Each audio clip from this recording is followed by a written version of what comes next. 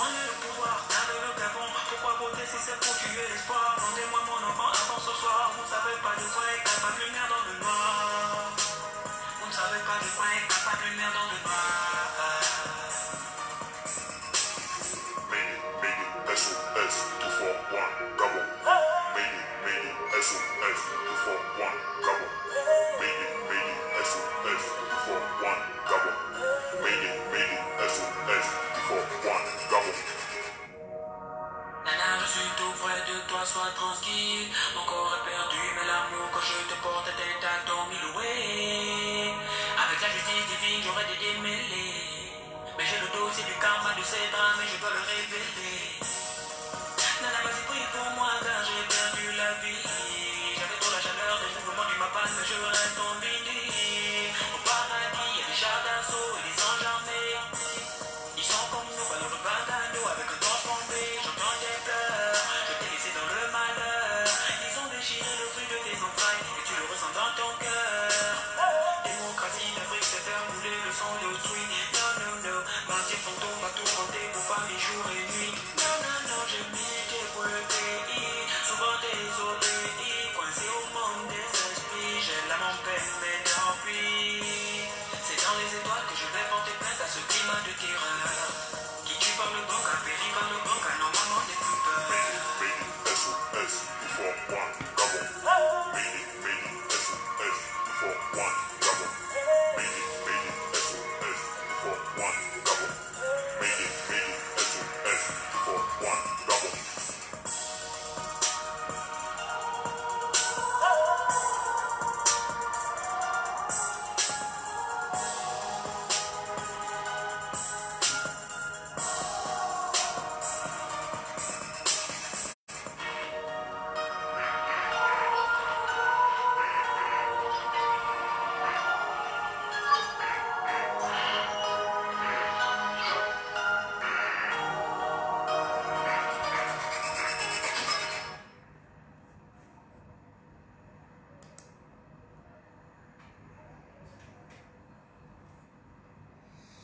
Ok, bien.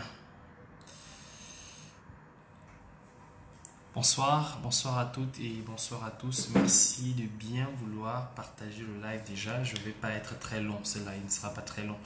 Donc je demande déjà à tous ceux qui se connectent maintenant de bien vouloir commencer par partager le live, d'accord? Alors, pourquoi je fais ce live? Eh bien, je fais ce live tout simplement parce que je crois que on doit toujours, nous sommes en période où on doit énormément communiquer avec les Gabonais par rapport à tout ce qui se passe en ce moment au pays et par rapport à toutes les tracasseries, les tentatives qu'on essaie de mettre en place au niveau du Gabon pour régler le problème du Gabon, du moins pour essayer d'échapper à l'inévitable au Gabon, d'accord? Déjà, j'aimerais déjà remercier les gens les populations de la communauté de Nyanga, donc d'avoir vraiment de cet accueil chaleureux qu'ils ont eu à l'endroit de ce perdu de Farjan. Bon, bref, vraiment félicitations pour ce que vous avez eu à faire et c'était vraiment magnifique. Et on ne va pas s'arrêter là parce que les autres provinces aussi sont en train de se préparer. J'espère qu'il aurait compris et qu'il va s'arrêter à ce niveau de sa démarche de campagne politique. Voilà. Bon, maintenant on va revenir sur ce qui est important pour moi en fait, le vif du sujet. Alors, je vais d'abord dire une chose. Ikea. Tu sais,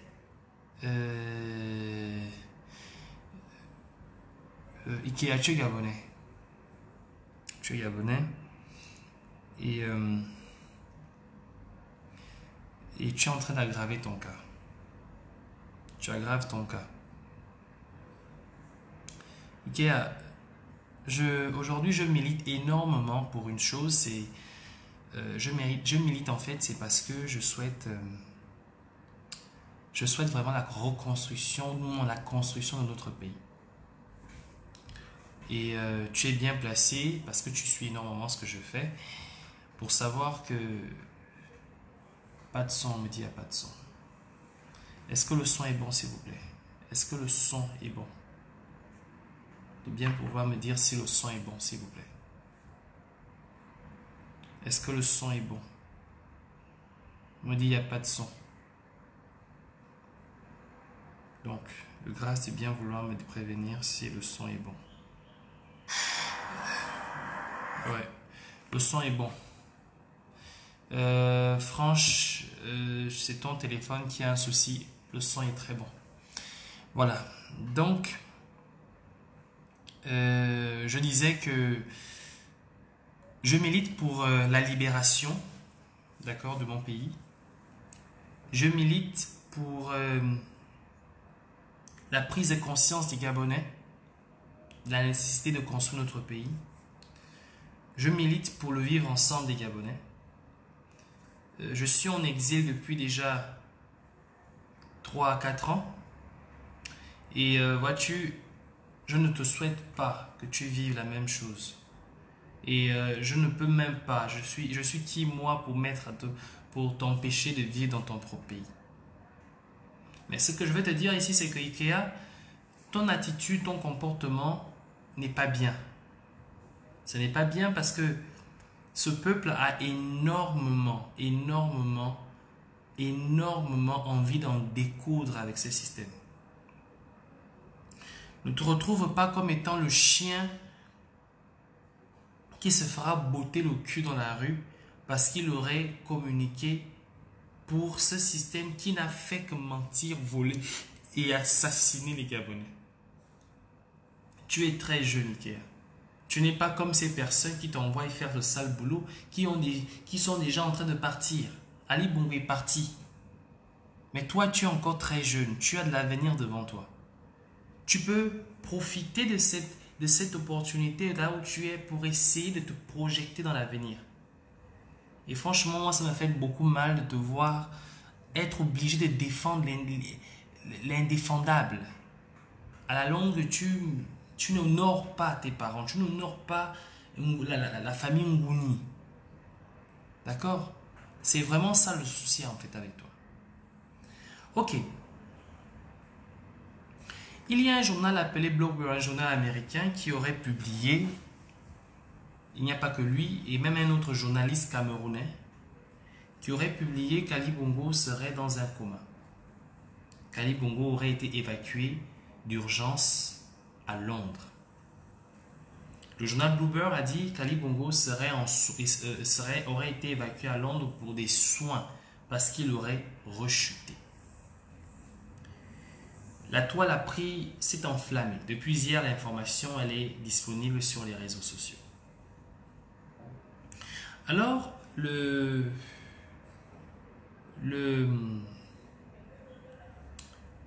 vais regarder si je l'ai l'article ici. La présence de la République par la voie, par le canal des Ikea, a fait savoir, donc Libreville a fait savoir que cette information était fausse. Je vais ici essayer, je vais essayer ici de lire ce que dit, attendez un instant, dit Ikea par rapport à ces propos. Donc, la présidence de la République a répliqué en disant que c'était faux. Que, évidemment, Ali Bongo ne serait pas malade. Ou du moins n'aurait pas rechuté. Donc, excusez-moi juste un instant, hein, j'essaie de regarder l'article parce que je l'ai là.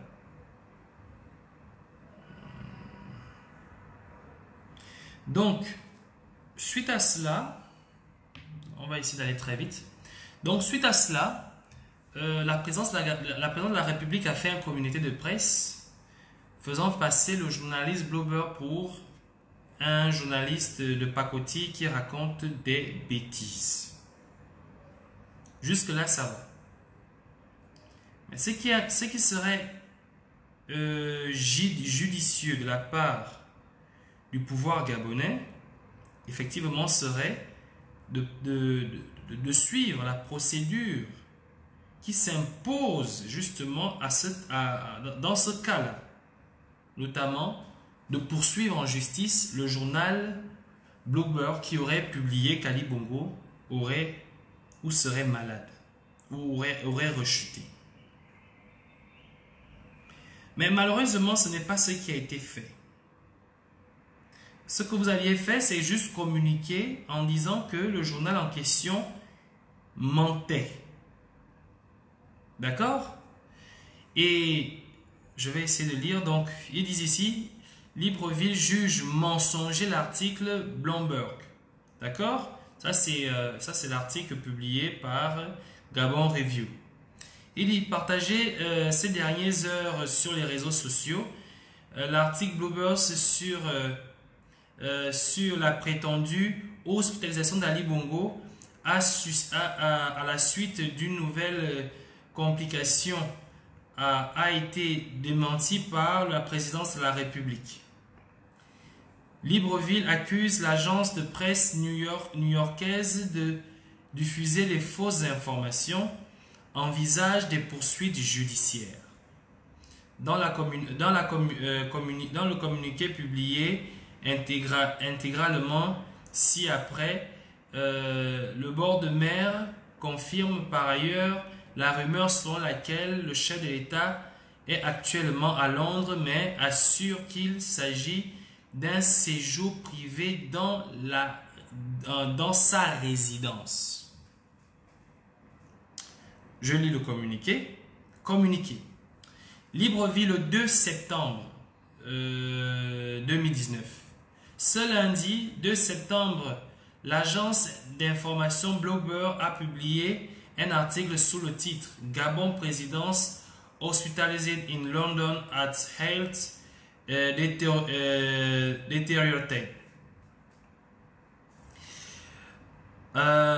À l'appui de ces affirmations, Bloomberg dit de se fonder sur une source anonyme et ne rapporte aucun fait. Juste des ouïdis et des supputations, un procédé très éloigné des pratiques professionnelles et de l'éthique journalistique. Le président de la République gabonaise dénonce un article mensonger ne reposant sur aucune information objective. L'article ne faisant que colporter des rumeurs. Aucun moment la santé du président ne s'est détériorée. Au contraire, son Excellence le président de la République, M. Ali Bongo Ondimba, est en phase de recouvrement de la plénitude de ses capacités physiques. Par ailleurs, la présidence de la République le président de la République n'est pas hospitalisé comme l'indique Bloomberg. De façon mensongère, mais en séjour privé dans sa résidence londonienne où il a pris quelques jours de congé en famille. À cette occasion, il effectue des examens médicaux de routine et poursuit normalement sa rééducation. Enfin, contrairement à ce qu'affirme fallacieusement ici Bloomberg, son Excellence le chef de l'État, M. Ali Bongo Ondimba, n'a pas quitté le Gabon le 17 août pour se rendre à Londres depuis Paris. Il s'agit d'une fake news, d'un mensonge grossier et éhonté. Le président gabonais qui est aux commandes du pays sera de retour dans son pays prochainement. Quant à l'article du blogueur purement mensonger et dont on est en droit de s'interroger sur la motivation réelle, la présidence de la République se réserve le droit d'y donner les suites judiciaires appropriées. Bien. Alors, ce qui veut dire ici, c'est que la présidence de la République gabonaise prévoit poursuivre Bloomberg, le journal new-yorkais, d'avoir publié des fausses informations. Ce qui est intéressant dans cette histoire, c'est que nous avons ce qu'on appelle au Gabon le Haut Conseil de la communication qui ne cesse pas de taper sur les doigts les journaux qui se permettent de publier des soi-disant, ce qu'ils disent, des informations mensongères. Ce qui veut dire que la poursuite des journaux, c'est devenu notre spécialité. Par conséquent, IKEA, j'aimerais que dès demain, vu que la question de la santé du président de la République, selon toi, de votre président de la République, est au cœur de toutes les convoitises aujourd'hui, je te suggère que dès demain, tu engages les poursuites nécessaires contre le journal qui a osé publier qu'Ali Bongo est mort, est malade. Surtout que, selon vous, il se base sur des faits fallacieux et honteux et on a dit. Donc, tu as là un moyen de pouvoir non seulement poursuivre ce journal, mais surtout le fermer. La présidence de la République gabonaise a les moyens de poursuivre ce journal pour diffamation. Donc, dès demain, j'attends cette procédure, j'attends voir cette procédure. N'hésite pas de le faire. J'aimerais vraiment qu'on arrête de prendre le Gabon pour un chiffon. Et j'aimerais vraiment que ce que tu dis, tu puisses le mettre en pratique. Tu comprends? Il faut le faire. Et il faut aussi poursuivre le journaliste qui a fait M. David Ibotou. Poursuis aussi M. David Ibotou. Tu poursuis M. David Ibotou, tu poursuis aussi le journal new-yorkais. J'attends cela parce qu'il est temps aujourd'hui de se faire respecter le vert, jaune, bleu. Arrêtez de taper sur les petits journalistes gabonais à chaque moment qu'ils essaient de dire A ou B. Maintenant, vous avez le gros poisson. J'aimerais voir la capacité de l'État gabonais à pouvoir justement défendre les intérêts du peuple gabonais. Ça, c'est de 1. De 2, IKEA. Tu dis que ce journal c'était pas son temps à publier des propos mensongers sur l'état de santé. Mais tu dis néanmoins ceci. Par ailleurs, la présence de la République le président de la République n'est pas hospitalisé comme l'indique Bloomberg de façon mensongère, mais est en séjour privé dans sa résidence londonienne où il a pris quelques jours de congé en famille. C'est quand même assez curieux. C'est là où ça devient un peu curieux, mon frère. Hein, je t'appelle mon frère, j'ose t'appeler mon frère. Là où ça devient un peu curieux, c'est justement à ce moment-là. Le roi Mohamed VI se trouve dans les murs du Gabon. D'accord? Et à ce moment, son homologue va en congé de quelques jours à Londres. Ça déjà, ça ne choque plus, puisqu'on a déjà vu ça au Gabon plusieurs fois. Mais il y a une chose IKEA, il y a une chose qui me choque quand même, mais qui nécessite l'interrogation de la République ou encore du chef d'état-major gabonais. C'est que le roi du Maroc s'est rendu au Gabon accompagné de 5 avions cargo militaires. Le roi du Maroc s'est rendu au Gabon avec lui 5 avions cargo militaires. Premièrement, qu'est-ce qu'il contient? Il aurait déclaré à un journal que il s'agit des faits personnels. Qu'est-ce que le roi du Maroc a pris du Maroc pour emmener au Gabon comme effet personnel au point où il s'agit de 5 cargos militaires? Est-ce que la présidence de la République a communiqué sur cette cargaison? De quoi il s'agit? Premièrement, c'est la première question que moi je te pose. Nous sommes un État, nous sommes en fait, comment dire ça, nous sommes un État souverain. Le Gabon est un État souverain.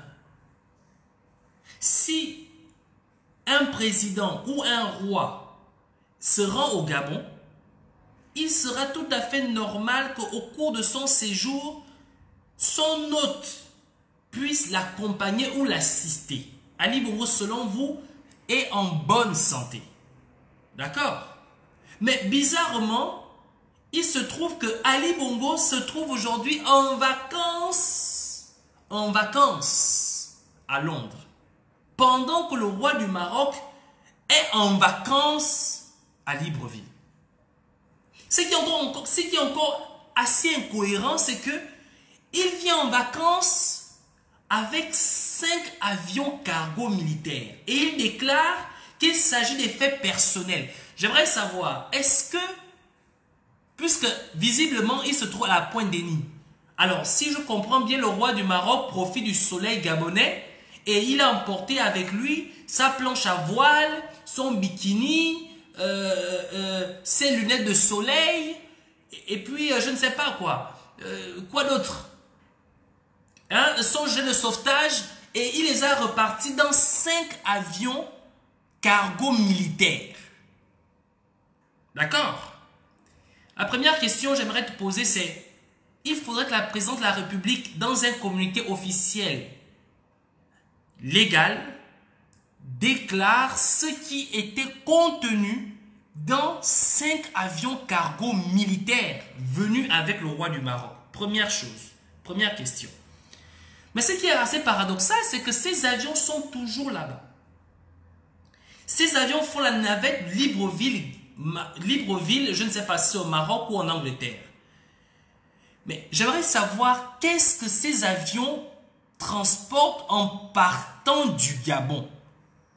Est-ce que tu peux nous faire une communication officielle pour nous dire ce que ces avions prennent du Gabon en partant vers soit le Maroc, soit l'Angleterre?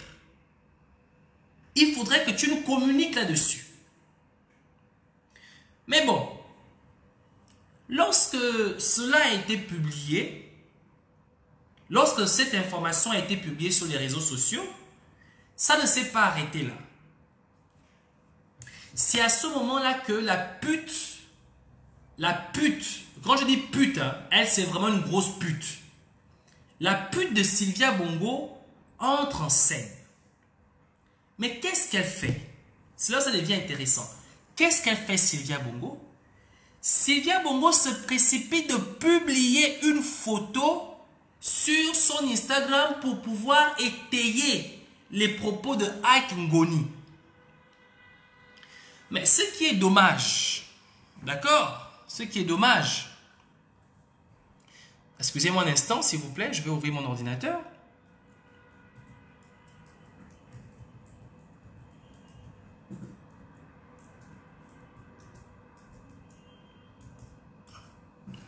Ce qui est dommage dans la procédure de Sylvia Bongo, et le détail qu'elle a oublié, hein, elle a oublié un détail, c'est que une photo, quand tu la prends avec un téléphone ou un quelconque appareil, il y a des choses qui ne trompent pas. Certes, aujourd'hui peuvent être modifiées, mais elles ne trompent pas. Tu sais, Sylvia, je vais d'abord m'adresser à toi en te disant ceci. Tu sais ce qu'on appelle le karma. Le karma. Tu sais ce qu'on appelle le karma.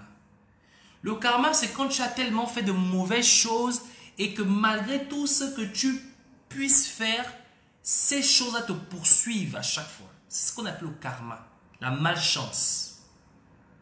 Parce que quand tu publiais cette photo, quand tu as filmé cette photo, tu croyais avoir tout nettoyé. Tu croyais avoir tout fait. Tu croyais avoir trompé tout le monde. Mais le karma t'a suivi. Le karma t'a suivi. Sans plus tarder, je vais vous montrer de quoi est-ce que je parle.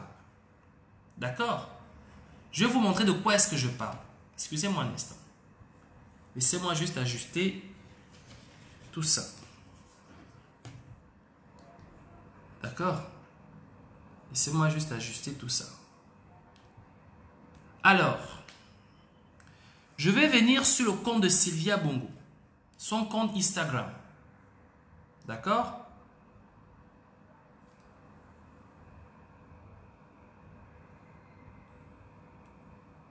On va venir sur le compte Instagram de Sylvia Bongo. Ok. Le compte Instagram de Sylvia Bongo, le voici. D'accord? Ici, nous avons la photo que Sylvia Bongo a publiée.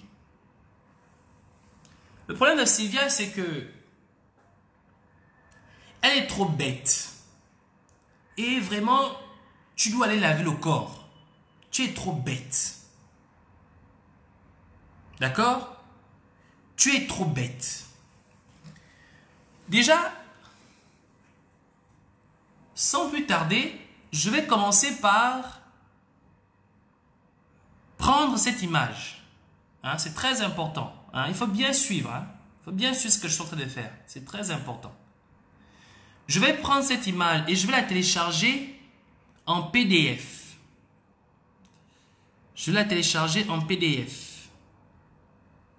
D'accord? Je vais la télécharger en PDF. Je télécharge l'image en PDF. Elle apparaît. Ici. Là, j'ai l'image en PDF.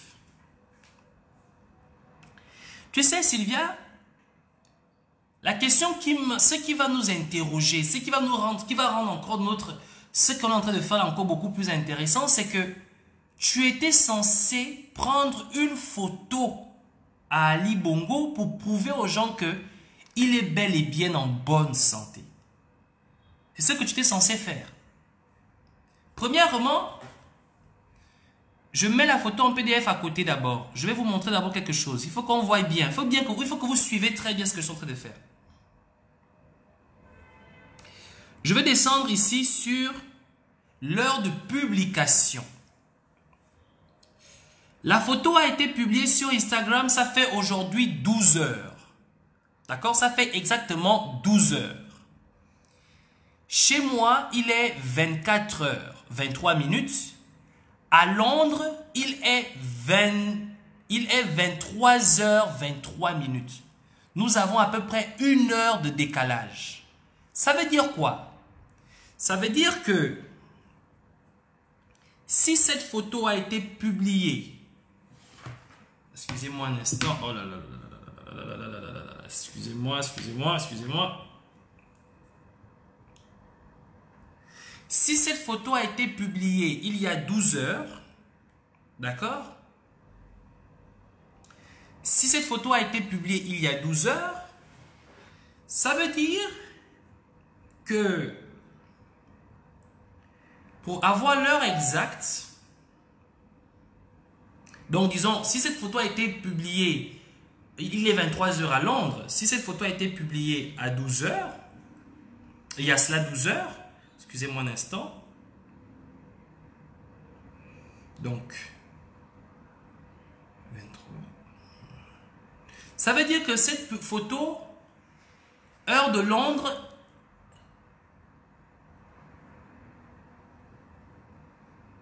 sur le logo, quel logo? Excusez-moi un instant, hein, s'il vous plaît.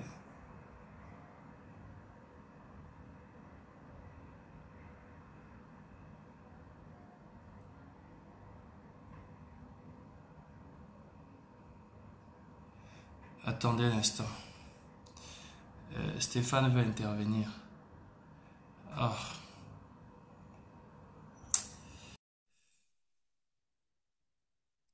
Ouais, Stéphane voulait intervenir, excusez-moi. Oh, le Tout-Puissant. Tout Moi, je te vois puissant. pas souvent, hein. C'est Jacques qui me prévient toujours. Ah, c'est pas Donc, toi. Là, c'est pour toi. Ils ont supprimé mon compte définitivement. Donc, je oh devais non. l'expliquer. Si, si. Mon compte a été supprimé définitivement par Facebook aujourd'hui. Et donc, j'ai fait les procédures d'appel et tout ça, tout ça. Elles n'ont pas été prises en compte. Donc, voilà. Mais finis d'abord ta démonstration. Après, je vais intervenir parce que tu étais bien lancé là. Voilà. OK. Donc, je disais que la photo a été publiée, ça fait 12 heures. La photo a été publiée, ça fait 12 heures. D'accord? Chez moi, ici, il est 24h26. Au niveau de Londres, il doit être, si je ne me trompe pas, il doit être 23h26. 23 moins 12, on est à peu près à 11h. D'accord? Ce qui est intéressant à comprendre, c'est que ça, c'est l'heure à laquelle la photo a été publiée, comme vous la voyez ici sur Instagram. D'accord? Ça, c'est l'heure à laquelle la photo a été publiée. Il ne faut pas oublier cette heure-là, c'est très important. Hein? Elle a été publiée à 11h du matin. La photo a été publiée à 11h du matin, heure de Londres. OK? Alors, où est le problème à ce moment-là? Le problème, c'est que lorsqu'on prend, on copie le lien de la photo, un truc que je fais tout le temps, j'utilise, on peut prendre des sites qui sont en ligne, qui nous permettent de pouvoir justement faire de Il est l'investigation 22h. de documents. Après, quelqu'un te dit il est 22h26 à Londres. Donc, vous avez 2 heures décalage. 22h26. Ouais. OK, s'il est T'enlèves 2 heures. 22h26, ça veut dire que la photo a été publiée à 10h, précisément. Voilà. C'est C'est ça, heure toujours de ça, Londres. ça ne change rien.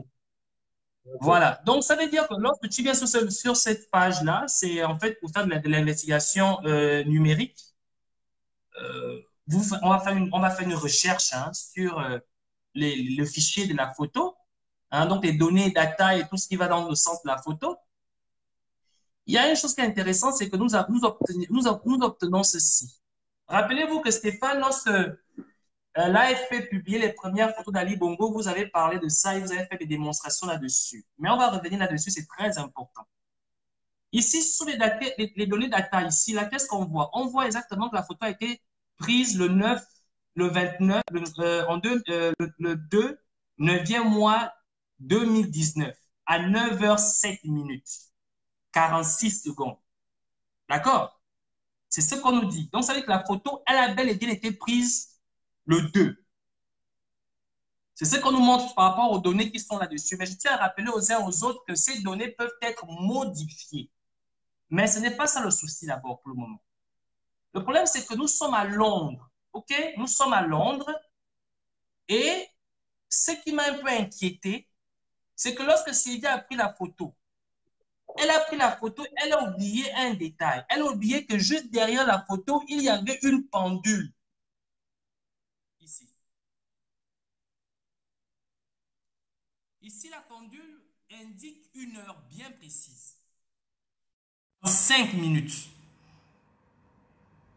Donc déjà, nous constatons que l'heure à laquelle officiellement les fichiers, donc les données numériques de la photo qui sont nous présentées, qui disent que la photo a été prise à 9h07 et l'heure de la pendule ne sont pas les mêmes. Nous avons au minimum 20 minutes de décalage, de différence entre la première prise et la seconde prise. Vous me direz que c'est peut-être que la pendule était mal réglée et vous allez tout me dire. Vous allez dire tout ce que vous voulez. Mais ce qui est important à retenir dans ça, c'est quoi? C'est que, premièrement, il y a un journaliste, il y a un journal qui prétend, d'accord? Il y a un journal qui prétend que Ali Bongo serait dans le coma. Un journaliste qui prétend qu'il est dans le coma, un autre journaliste qui prétend qu'Ali Bongo aurait rechuté. Ensuite, vous prenez une photo qui, soi-disant, nous démontre qu'Ali Bongo est bel et bien en bonne santé. Et quand vous prenez la photo, vous avez oublié le détail que derrière la photo, il y avait une pendule. Et la pendule indiquait l'heure exacte au moment où vous preniez cette photo. Et lorsqu'on voit les données data de la photo, nous remarquons qu'entre l'heure de la pendule et l'heure de prise de la photo, il y a au moins 20 minutes d'écart. Mais ce qui est encore plus intéressant, c'est que la photo a été prise à 9h07, mais publiée 1 heure plus tard. Donc à 10h. Parce que entre l'heure actuelle, c'est-à-dire que quand on vient sur Instagram, entre l'heure de publication qui est aujourd'hui, ça fait 12 heures, c'est 12 heures, c'est écrit là 12 heures. Ça fait 12 heures que la photo a été publiée.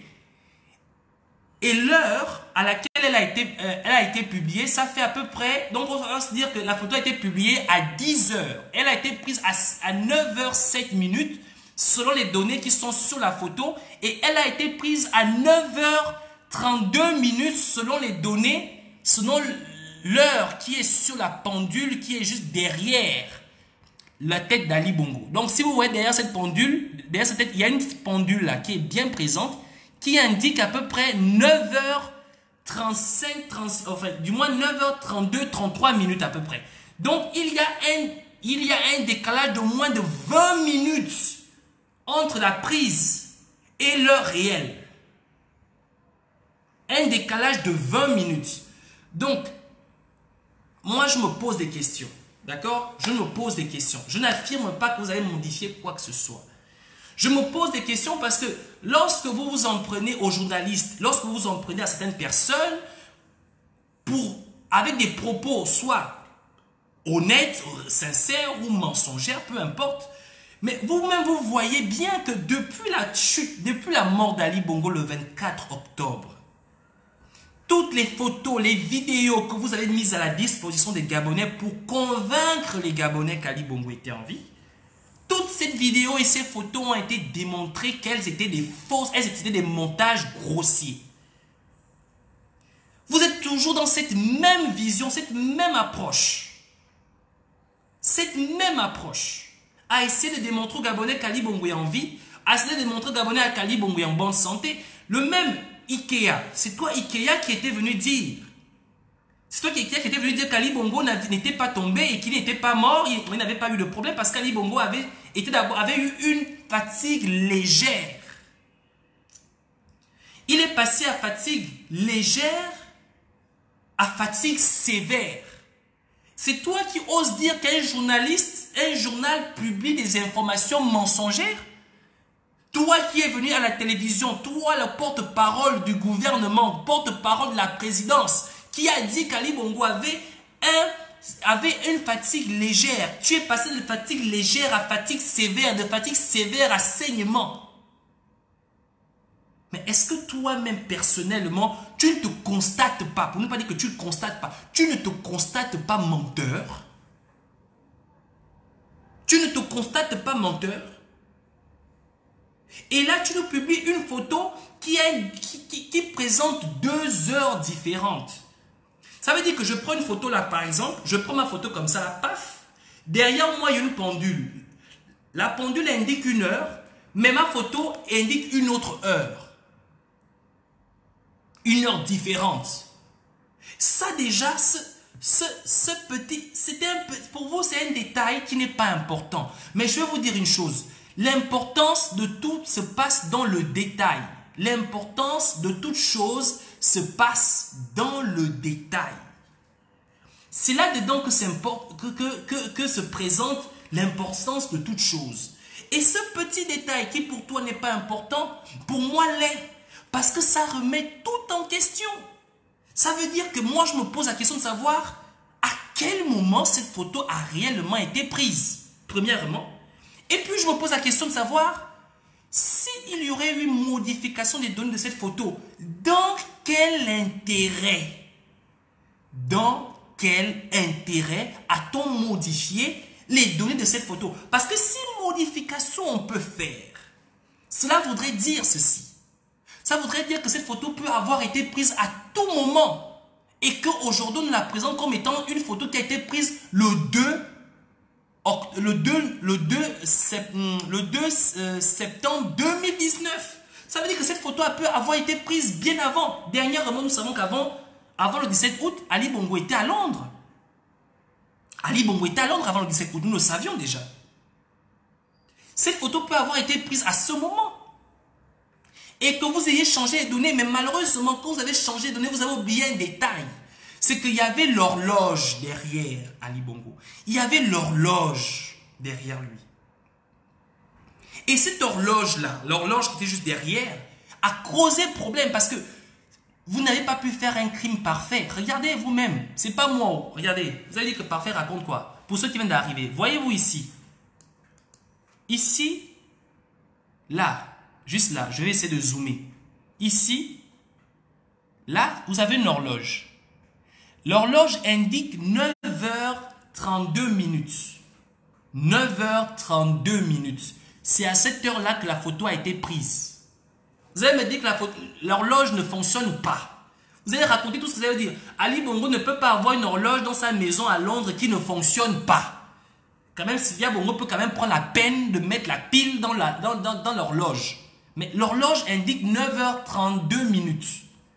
Maintenant, les données matérielles, les données scientifiques de la photo indiquent que la photo a été prise à 9h07 minutes. Ici, là, c'est écrit, c'est pas moi qui ai inventé, c'est là. Voici la photo là, elle est là. Elle a été prise à 9h07 minutes 46 secondes. Alors, dites-moi comment on fait pour... Attends, quelqu'un va me dire aussi, oui, parfait, c'est sûr que Sylvia a pris la photo avec son téléphone du Gabon. Mais je vais vous expliquer une chose. Entre le Gabon et l'Angleterre, il n'y a pas 20 minutes de décalage. Pour me dire que l'heure de Sylvia a su se régler, mais elle s'est réglée avec 20 minutes de décalage. C'est impossible parce que le réglage de l'heure se fait automatiquement. C'est-à-dire que si je prends mon téléphone et que je suis dans un réseau français, mon téléphone automatiquement met l'heure de la France. Si je suis sur le réseau américain, mon téléphone automatiquement met l'heure des USA.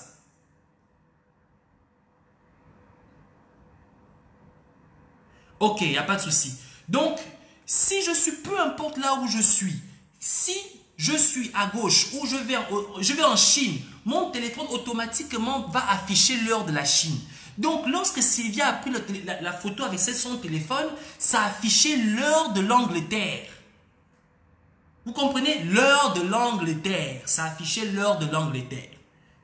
Et l'heure de l'Angleterre était bel et bien visible sur cette horloge-là. Il était 9h32 minutes. Mais la photo semble avoir été prise à 9h07 minutes. Ce qui veut dire quoi? Ça veut dire simplement dire que la personne qui a modifié l'heure de cette photo, d'accord? Ça, c'est selon mon hypothèse. Il faudrait déjà que vous me donnez la vôtre. Parce qu'il n'y a aucune explication qui justifie ce décalage horaire.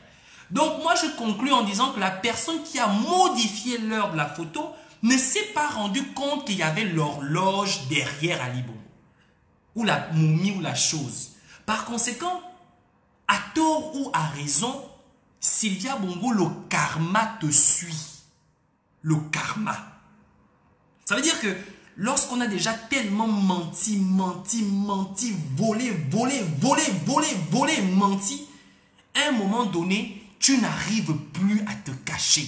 Tout ce que tu essaies d'accomplir dans le mensonge est toujours présent. Il y a toujours quelque chose pour te trahir. Toujours quelque chose pour te trahir. Toujours quelque chose pour te trahir. Donc, c'est pour faire comprendre aux gens ceci. En ce moment, il y a des événements bien plus importants qui se produisent dans notre pays. Il y a des choses encore bien plus graves qui se produisent en ce moment dans notre pays.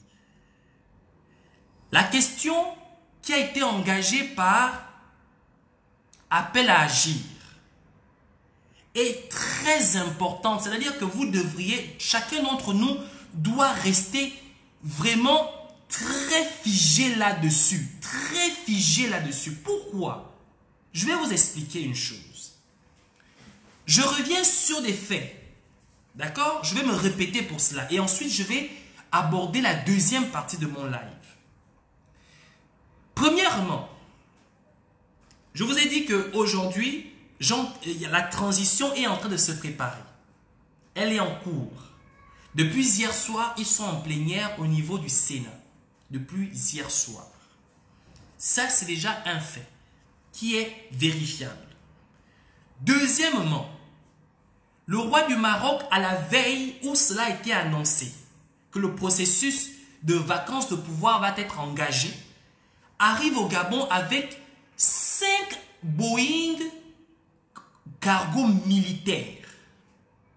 il déclare à un journal, je ne sais pas, français ou marocain, qu'il s'agit en fait de transporter des effets personnels. D'accord? Il s'agit de transporter des effets personnels. Excusez-moi un instant. Il y a Jade qui m'envoie des messages là. Il faut que je sache, je lise un peu, je vois vite de quoi il s'agit. Là, Jade. Excusez-moi un instant. Hein. Jade, ce que tu m'as envoyé, il s'agit de quoi, s'il te plaît? J'essaie de regarder. Un instant. Alors, le roi du Maroc dit qu'il s'agit en fait des effets personnels.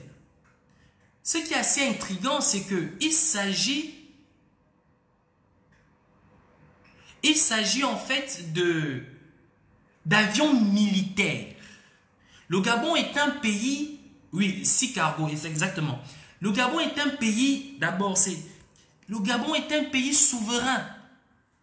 Qu'est-ce que des avions militaires viennent faire sur notre territoire? 6 avions militaires cargo. Ensuite, quelques jours plus tard, Ali Bongo quitte le Gabon. Il n'est plus au Gabon. Et lorsqu'Ali Bongo se rend pour ses soi-disant vacances, il n'y a aucune communication qui se fait de la part de la présidence de la République. On nous annonce le lendemain que Ali Bongo serait dans un coma. D'autres parlent d'une rechute. C'est à ce moment que la présidence de la République avoue qu'effectivement, il se trouve à Londres, mais il n'est pas parti parce qu'il serait malade. Il est parti en congé. C'est assez curieux de savoir qu'Ali Bongo part en congé au même moment où le roi du Maroc est en congé, soi-disant à Libreville. Mais avec lui, 6 avions cargo.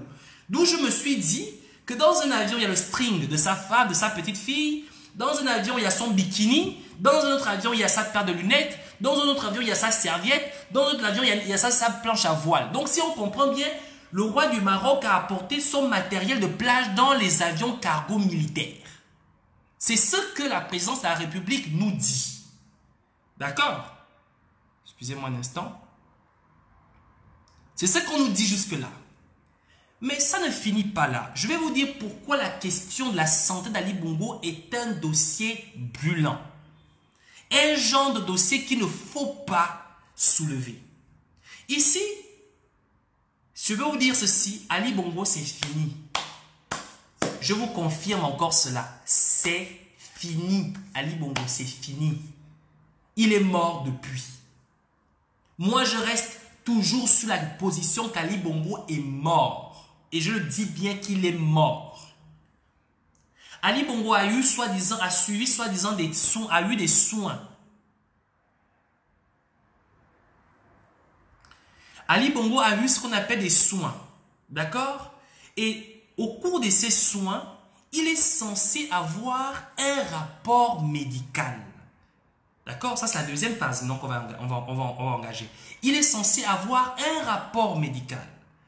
Mais Ali Bongo n'a pas de rapport médical à présenter, ni à la Cour constitutionnelle, ni devant les avocats qui aujourd'hui demandent, je parle ici de la procédure d'appel à agir, que sans pour autant aller dans les profondeurs, parce que je ne suis pas trop dans le droit, je vous invite ensemble de regarder.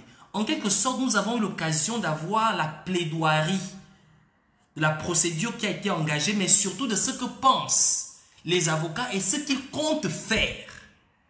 Ça, ce sera la deuxième partie de ce live et je vous laisse regarder ça et puis on revient tout juste après. Voilà.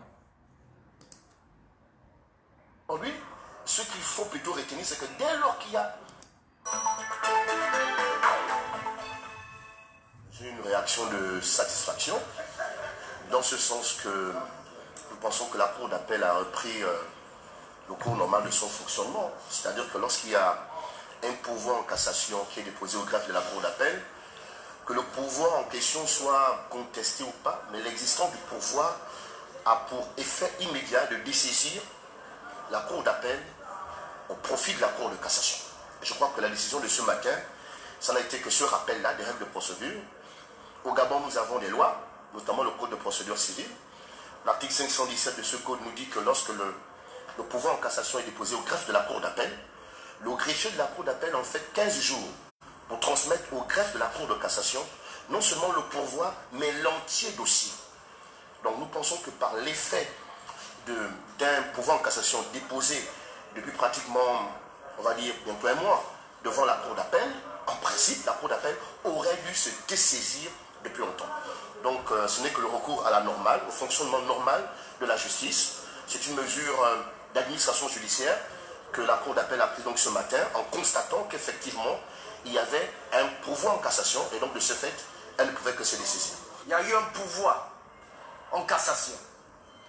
Et vous avez entendu que dès lors que la cour de cassation n'a pas encore vidé son pouvoir, la cour d'appel ne peut pas statuer. Mais il n'y a jamais eu, il faut que nous fassions du droit dans ce pays-là. Il y a deux sortes de décisions. Il y a le sursis à l'exécution d'une décision de la cour d'appel et le sursis à statuer. Il y a un sursis à l'exécution de la décision qui a été prise. Ce qui veut dire que la décision qui a été prise avant, vous vous rappelez, hein, pas cette décision-là, la décision de fixation, parce que la cour d'appel, Madame le Président avait pris une décision, une ordonnance de fixation pour nous inviter, nous les appelons, à convoquer M. Ali Bongo Ondimba.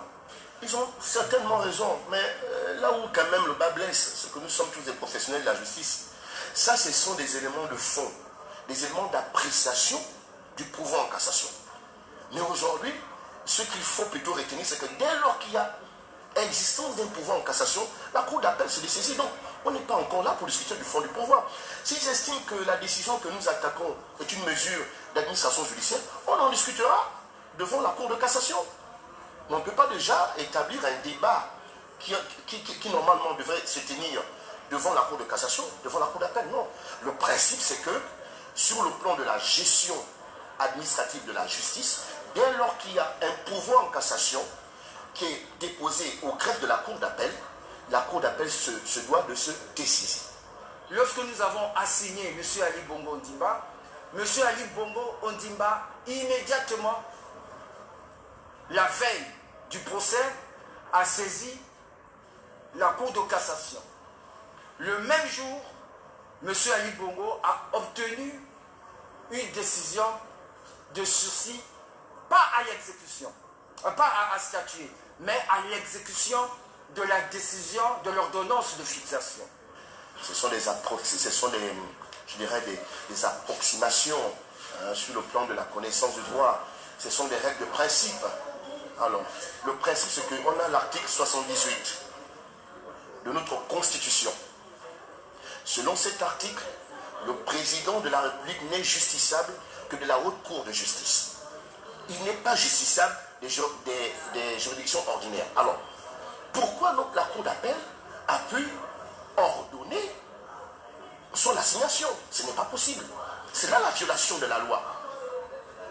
Et le fait pour le président de la République de former un pouvoir en cassation ne fait pas de lui injusticiable. Non, il se défend. Il a une équipe d'avocats qui estime que pour faire prévaloir l'immunité de privilège de juridiction dont il bénéficie, il fallait nécessairement saisir une juridiction pour faire constater la violation de la loi. Mais cela, pour autant, n'a pas pour conséquence d'enlever au président de la République son statut juridictionnel, qui est celui d'une immunité de juridiction devant les juridictions ordinaires. Donc le fait d'avoir formé un pouvoir en cassation n'enlève pas cette qualité, ce statut au président de la République. Bien au contraire, c'est l'affirmation de ce que ce statut doit être respecté. Et c'est donc tout cela qui va constituer le débat devant la Cour de cassation, à savoir, est-ce que la Cour d'appel avait la compétence, était autorisée à justement demander à ce que le président de la République soit, en fait, comparaisse devant elle.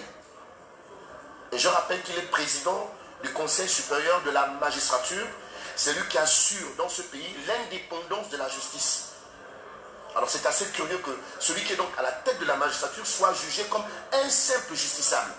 Et lorsque nos confrères soutiennent cela, c'est à croire que vraiment l'état de droit auquel ils aspirent est véritablement en danger. L'état de droit, c'est respecter la loi.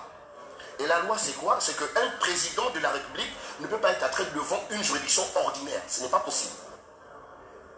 Nous avons fait appel. Mes clients, par mon billet, ont fait appel. C'est un droit élémentaire.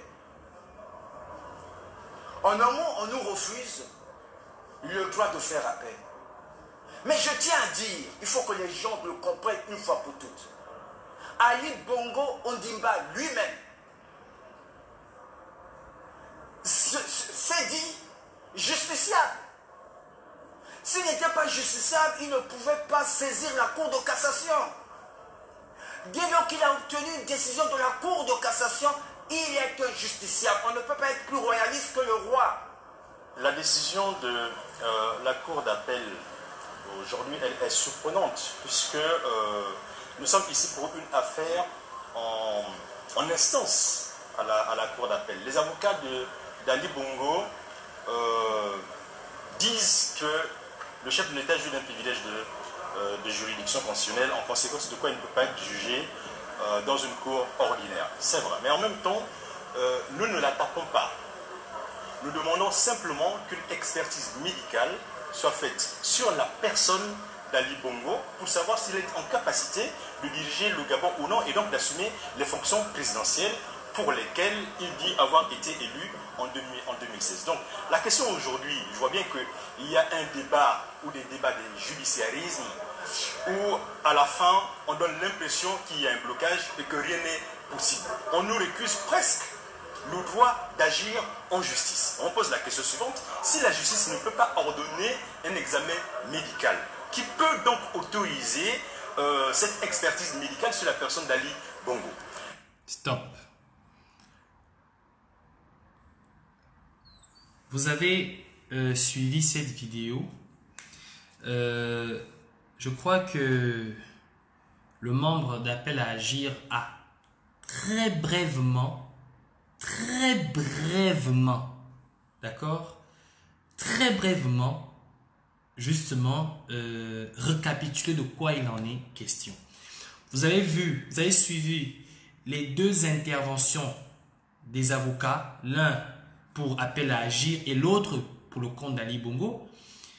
L'avocat pour le compte d'Ali Bongo conçoit que la demande, qui est tout à fait normale, on dit bien, Ali Bongo bénéficie de l'humilité, hein, d'accord, en sa qualité de chef de l'État, même si on sait qu'il a pas, il a volé.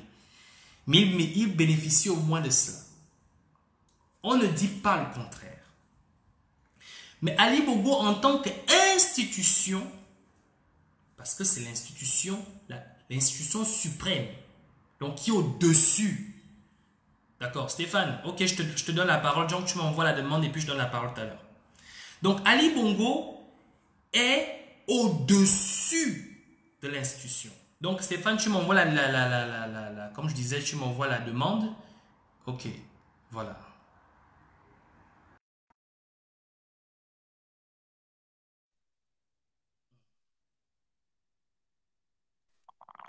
Stéphane, bonsoir. Bonsoir. Désolé, j'ai eu une petite urgence à gérer là. Ta nièce qui s'est réveillée en sursaut, en mode vraiment en pleurs, quoi. Donc, je ne voulais pas perturber le live avec des cris stridents d'une penguine. Donc, avec un sang violent, c'est compliqué. Ta mère aussi là-bas avec le sang, c'est le mélange est tendu, donc c'est dur. Bref, je- Bon, j'ai je ne suivi sais pas si tu as suivi tout à l'heure la vidéo que j'ai lancée, parce que là, je suis déjà oui, à ce niveau-là. ouais, j'ai suivi tout à l'heure. J'ai commencé à suivre la partie démonstration sur l'Instagram de Sylvia. Et puis, j'ai commencé à regarder également la démonstration que tu as fait tout à l'heure. Enfin, le dossier que tu traites sur appel à agir. Juste sur les deux Oui. points. Première chose que je voudrais recommander à ceux qui sont connectés sur ce live, en fait, moi, mon nouveau profil, c'est avec une panthère noire.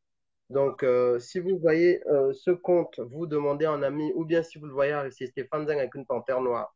Parce que l'autre compte, je ne peux plus le récupérer, je ne peux plus y accéder. Toutes les pages associées à ce compte ont été purement rendues inaccessibles. Donc là, je vais tout remettre en place. Et du coup, il y a la page également, vous pouvez la liker. C'est Stéphane Zeng la page, hein, Stéphane Zeng la page. Vous pouvez retrouver ces deux infos-là. Du coup, c'est là-dessus que je ferai désormais mes publications. Revenons donc à tes démonstrations. Je vais aller vite. Sur la première partie de la photo de Sylvia Bongo, tu sais, moi j'aime bien la philosophie. Et ce que j'ai appris en philo, c'est que moi je ne me dis jamais que je connais la vérité. J'essaye d'aller creuser la vérité, même si potentiellement moi-même je peux être sur mes convictions, mais j'essaye de mettre mes convictions de côté pour aller chercher la vérité. C'est difficile la vérité. Donc du coup, parfois il faut aller d'abord vers les réalités. Donc sur le dossier d'Ali Bongo, tu as parlé d'abord du séjour au Gabon de Mohamed VI. Effectivement, Mhm. c'était déjà intéressant de voir que quand Mohamed VI arrive, alors que ça faisait très longtemps qu'il n'avait pas été au Gabon, quelques jours après, Ali Bongo décolle. Le décollage Ali Bongo vers Londres, aucune communication officielle là-dessus. Personne n'a su qu'Ali Bongo était à Londres. D'accord? Donc, personne ne nous a annoncé que Mohamed VI était au Gabon. Il paraît que c'est une visite privée. Mais une visite privée avec pas moins de, tu as dit tout à l'heure, 6 avions, c'est-à-dire son avion personnel plus 5 avions cargo, dont chacun a quand même la capacité de transporter à peu près 20 tonnes. Hein, c'est pas rien, hein, les avions cargo. Qui plus est, certains ont été délocalisés à Port-Gentil parce qu'ils ne voulaient pas gêner la circulation à l'aéroport Léon-Bas. Donc, c'est pas anodin, c'est pas comme si quelqu'un venait en vacances avec un vélo. Ça, on n'a pas su. On n'a pas su le départ d'Ali Bongo. Et on se retrouve avec une situation où maintenant, les rumeurs arrivent notamment du Cameroun. D'abord, donc, je rappellerai que le fameux journaliste là, Eboutou, je crois, David Eboutou, qui a publié l'information en premier, il a été activiste camerounais emprisonné et consultant à Vision 4. Vision 4 qui est une chaîne camerounaise qui est, je crois, diffusée même sur le câble au Gabon. Donc, moi, quand j'ai vu son information qui m'est arrivée, je me suis rapproché de lui sur sa page Facebook. Je lui ai dit, ben, écoutez, c'est une information très grave que vous donnez là. Donc, comment pouvez-vous donner une information si grave sans même potentiellement l'avoir vérifiée? Il me dit, écoutez, c'est mon administrateur qui vit à Londres qui a publié cette information. Moi, je suis au Cameroun parce qu'il a même été aussi candidat à une élection locale, je crois, au Cameroun là récemment. Donc, il me dit, mais je lui fais confiance. Je lui dis, non, la confiance ne suffit pas. Donc, ces échanges, je les ai. La confiance ne suffit pas. Rapprochez-vous de votre administrateur pour qu'il confirme parce que nous, on va relayer cette information comme venant de vous, mais il faut quand même qu'on regarde votre crédibilité. Donc, il m'a dit, OK, je vais reconfirmer. Donc, il revient vers moi, il me dit, est-ce qu'Ali Bongo est à Londres? Je dis, oui, Ali Bongo est à Londres. Il me dit, mon administrateur me confirme l'information et tenez-vous bien, je ne suis pas le premier à en parler. Il y a une autre source, celle-ci ivoirienne, qui a dit la même chose. J'ai dit, ah bon? J'ai dit, donnez-moi le lien. Donc, c'est comme ça qu'il me donne le lien. Je vais voir la fameuse Winnie Mandela, je ne sais pas quoi là. Donc, je vois qu'elle publie et elle parle même des autorités gabonaise, de la cruche qui sera en train de se positionner. Elle donne plus de détails sur la guerre de pouvoir qui se passe au Gabon. Donc là, je commence à être intrigué. Ça fait deux sources. Je me dis, c'est bizarre. Jusque-là, on n'a pas la vérité. On a deux personnes qui disent leur réalité. Donc, parce que les gens se posent toujours la question, comment il faut faire pour aller vers la réalité? On ne se lève pas un matin et dire, Ali Bongo est dans le coma. Sinon, on peut inventer des choses tous les jours, chacun sur l'autre. Donc, on continue là-dedans et donc il y a beaucoup de. J'ai publié sur certains. Comment? J'ai publié sur certains groupes WhatsApp et là il y a des réactions. Oui, est-ce que tu es sûr de la fiabilité de la personne? Je dis, mais cette information a été publiée avec le fait que la source c'est un tel. Donc ce n'est pas moi qui suis engagé. Moi j'ai vérifié sa fiabilité. J'ai vu qui c'était. C'était pas un mange-mille du matin. Mais à partir de ce moment, je la diffuse en disant continuons à chercher le vrai. Parce que cette info est grave. Bref, jusqu'à ce que Bloomberg publie aujourd'hui ce qu'ils ont publié. Et Bloomberg, pour les gens qui ne savent pas, Bloomberg, c'est une grosse multinationale qui est spécialisée c'est un groupe qui est spécialisé dans la finance et l'économie. Et en fait, ils ont créé des divisions information. Et dans ces divisions-là, ils ont donc l'agence Bloomberg. Donc, c'est une grosse société de financement qui fait du conseil, qui fait du placement et autres. Et ils ont juste une agence. Cette agence est quasiment au même niveau, sinon au-dessus, de l'AFP, de Reuters. Donc, c'est pas comme si on parlait du Mandjango du quartier qui a envie de voir Ali Bongo six pieds sous terre. Là, il publie. Et quand il publie, il faut d'abord se poser la question, qu'est-ce que ça veut dire le fait que Bloomberg publie? Eux, ils disent pas qu'Ali Bongo est dans le coma. Ils disent, Ali Bongo a eu une dégradation de sa santé lors de son séjour à Londres qui a nécessité une hospitalisation, donc une mise en centre hospitalier. Alors, ils ne vont pas se lever pour dire que quand ils publient ce genre de choses, parce que, écoutez, ils sont très suivis et ça peut même affoler certains investisseurs de se dire que Ali Bongo est malade. Donc, ils ne vont pas publier que Ali Bongo a le rhume. Il faut bien C'est clair. comprendre. Ils ne vont pas publier qu'Ali Bongo a le rhume, ils ne vont pas publier qu'Ali Bongo a la fièvre. Parce que ça va affoler tous les investisseurs pour rien. Ça se soigne. Mais quand on vous dit qu'ils osent, ces gens qui ont beaucoup de retenue, beaucoup de recul, publier une info comme quoi il y a eu une rechute qui a conduit à l'hôpital, ça doit vous donner des informations sur la gravité de cette rechute. Et quand ils vous disent que ce sont des sources familiales qui l'ont dit, parce qu'ils le disent dans leur message, quand ils vous le disent, c'est pas, ils ne sont pas allés interroger le cousin du cousin du cousin du cousin du cousin qui vient à venir voir. C'est pas comme ça. Bloomberg, c'est pas comme ça. Je fais le parallèle avec Reuters. Quand Reuters avait dit qu'Ali Bongo avait l'AVC, ils ont dit la même chose, c'était le même procédé. Ali Bongo, président de la République gabonaise, d'après des sources proches de la famille, a eu un AVC. Aïe Kongoni est venu dire ce qu'il avait à dire, il est venu gueuler, il est venu machin. Plus tard, ils ont reconnu Patrick Sévère, plus tard, on a reconnu AVC. Moi, je dis ceci. Les gens qui sont sur ce débat, de vrai, faux, Ali Bongo, coma ou pas, c'est un débat qui est normal. Maintenant, posez-vous cette question. La présidence de la République gabonaise, pourquoi elle ne lance pas un procès en diffamation? Elle vient faire un communiqué bête et méchant sur l'espace national à l'attention d'on ne sait trop qui en mélangeant anglais et français. Bon, ça, c'est leur problème. Mais si vous avez été diffamé, c'est la même chose que j'ai dit lorsque Reuters a sorti son info, parce que pendant longtemps, ils ont gueulé. Mais si Reuters, qui est une agence sérieuse, vous diffame, dit des conneries sur Ali Bongo, c'est pas on voit tous les jours que vous arrêtez les gens qui disent qu'Ali Bongo est mort. Mais faites-leur un procès en bonne et due forme. Envoyez Dumont Begui, envoyez Bongo Mavungu, envoyez tout ce que vous voulez à l'étranger. Leur lancer un procès en bonne et due forme. Leur base est à New York. Vous avez des avocats aux États-Unis. Lancez un procès d'envergure. On se rend compte que oui, la présidence de la République a été diffamée et le président de la République, qui est, je rappelle, l'autorité suprême au Gabon, a été diffamé par une agence. Mais attendez, vous croyez que dans n'importe quel tribunal du monde, on va vous prendre votre plainte? Et enfin, ça va parler dans les médias que oui, Bloomberg fait un sale boulot. Ils ne font que dire du n'importe quoi sur le pauvre président du Gabon. Mais vous êtes là, vous gueulez dans vos cuisines. Pendant que Bloomberg lui parle à 130 pays, vous allez parler à qui? Au Mandjango du PDG ou bien à celui de la GEF? Moi, en fait, à un moment, tu dis, mais soyez un peu sérieux quand même. Vous êtes sérieux ou vous n'êtes pas sérieux?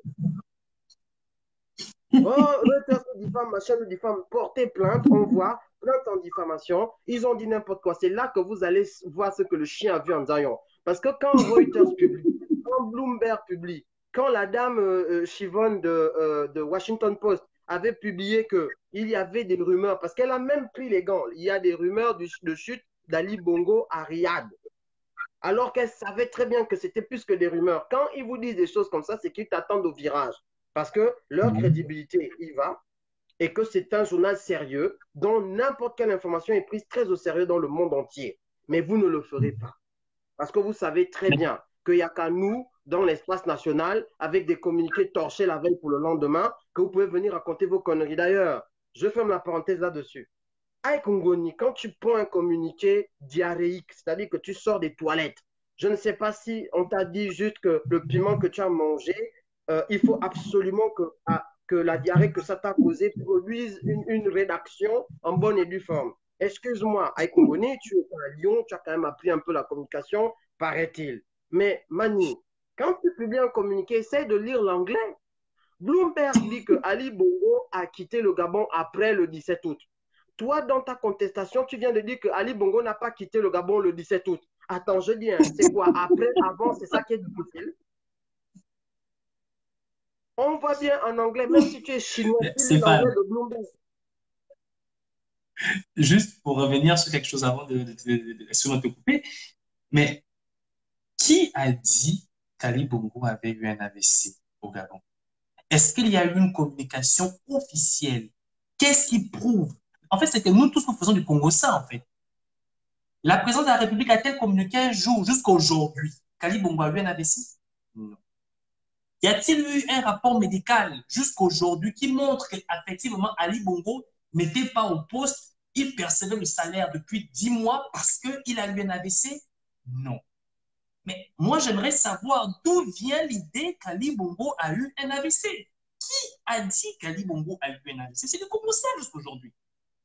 Oui, non, mais d'après la communication officielle de l'autorité la plus importante du Gabon, c'est-à-dire du président de la République, en la personne d'Aïk Ngoni, Ali Bongo n'a jamais eu un AVC, ça ne se retrouve nulle part. Par contre, c'est l'international et c'est toujours le même schéma. C'est Reuters le premier qui a parlé d'un accident vasculaire cérébral. Ils sont venus contester. Puis ça a été repris par la lettre du continent. Puis ça a été repris par Jeune Afrique. Puis le Figaro. Puis le machin. Puis le truc. Puis le truc. Et jusque-là, eux, quand ils sont venus faire le communiqué, ils ont dit que c'était des saignements. Parce que je me rappelle bien du truc, mais comment le président souffre de saignements. Où? À quel endroit de son anatomie? Parce qu'il faut quand même bien dire, hein, tu viens parler de saignements, les saignements où? Dans la tête, aux yeux, aux pieds, aux orteils, aux sourcils, aux cheveux. Oh, jusqu'aujourd'hui, on ne sait pas d'où Ali Bongo a saigné. Et c'est très grave.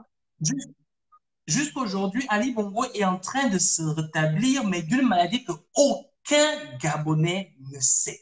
Aucun Gabonais ne sait ce que a eu Ali Bongo. Et comme tu le disais, il a eu des saignements. Aucun Gabonais ne sait officiellement d'où Ali Bongo s'est mis à saigner. Peut-être on a cogné Ali Bongo un bourdin alors à Riyad. On peut. Là, il s'agit en fait de ce qu'on appelle. Comment vous appelez ça? Truc diplomatique, là, vous appelez ça comment, les conflits diplomatiques, là, c'est quoi Incident, encore? incident C'est quoi le nom que diplomatique. vous utilisez souvent? Incident diplomatique. C'est que c'est une incidence diplomatique entre le Gabon et l'Arabie Saoudite. Il faut qu'on sache ce qui est arrivé à Ali Bongo, pourquoi il saigne, qu'est-ce qui est arrivé jusqu'aujourd'hui. On sait simplement qu'il doit se rétablir d'une maladie inconnue. Peut-être Ali Oui. Bongo doit être mis en quarantaine, peut-être c'est une épidémie, peut-être c'est un microbe. Et Ali Bongo circule comme ça au lycée où il est atteint d'un microbe que les Gabonais ne connaissent pas. Et c'est Il faut honteux qu'on le pour quelqu'un dise. qui soi-disant a fait communication, qui soi-disant est communicant parce que le bon Salah, il connaît. Nous sommes en mesure de dire que le président de la République est en train de se rétablir, est en train de recouvrer l'intégralité de ses moyens. Kongoni, soigne d'abord le contenu avant de soigner la manière de passer le message. Parce que si le contenu est creux, vide, et que à partir de ce moment-là, on ne comprend pas ce que tu dis, tu dis qu'on te diffame, tu dis qu'on dit, parce que là, on est en train de diffamer quand même le Gabon. Mais enfin, vous avez les ressources du pays, vous avez l'or, l'argent, l'uranium, le niobium, vous avez même les trucs que nous, on ne connaît pas, même le manfoutium, vous avez même le mensongium, vous avez tout ça, vous avez créé. Bon, essayez d'utiliser toutes ces ressources pour que le Gabon puisse être quand même rétabli à l'international. Hein? Prenez un peu le je m'en foutium et allez-y le vendre sur les marchés. Mais on ne vous comprend pas. Malcolm dit qu'Ali Bongo a eu des règles. Bon, bref, Non, Malcolm, moi, je Malcolm, sais pas. Malcolm, tu vas être supprimé du live. J'appuie d'abord là, supprimer Malcolm. Malcolm, non, non, non, non. Malcolm Dumapan, ça ne va pas. Hein. Je vais te parler comme Ike Ngoni. Suite aux déclarations mensongères du dénommé Malcolm Dumapan sur le live de Parfait et de Stéphane Zing, nous instruisons la HAC, Haute Autorité de la Communication, afin qu'elle décide des suites à donner. Voilà. Là, c'est Ike Ngoni. Ça veut dire que le mec là, vraiment, quand tu écoutes, tu dis, yeah, je suis sûr que ça les a blasés. Mais maintenant, Stéphane, pour revenir un peu sur ce qui se passe sur Appel à Agir, je ne sais pas si tu as suivi la vidéo, je l'ai fait passer tout à l'heure là. Visiblement, les avocats d'Ali Bongo veulent plaider pour le fait qu'Ali Bongo soit présent à la République et qu'il a l'unité et tout, et tout, et tout, et tout, et tout. Et Appel à Agir dit que nous ne sommes pas en train de condamner Ali Bongo. On ne juge pas Ali Bongo. Nous demandons à ce que la Cour permette un examen médical en la personne, parce que jusqu'aujourd'hui, personne. Peut-être Ali Bongo Ebola, peut-être Ali Bongo une maladie que personne ne connaît. Mais il est important qu'on sache justement par rapport au fait qu'il s'agit de la plus haute institution de l'État qui, visiblement, depuis 10 mois, est portée disparue, a réapparu et dans un état où on ne peut même pas désigner, on ne sait même pas qu'est-ce qu'il a. En fait, par rapport à ça, qu'est-ce que tu en penses? Déjà, moi, je dis aux gens ici, je le répète, qu'il faudrait vraiment que les gens continuent à soutenir justement cette démarche qui a été lancée par l'Église, mais surtout dans le but où tout le monde doit parler que de ça. Les gens doivent s'interroger que là-dessus. Parce que si aujourd'hui, il y a des choses qui se produisent à Libreville, c'est évidemment à cause de l'état de santé d'Ali Bongo.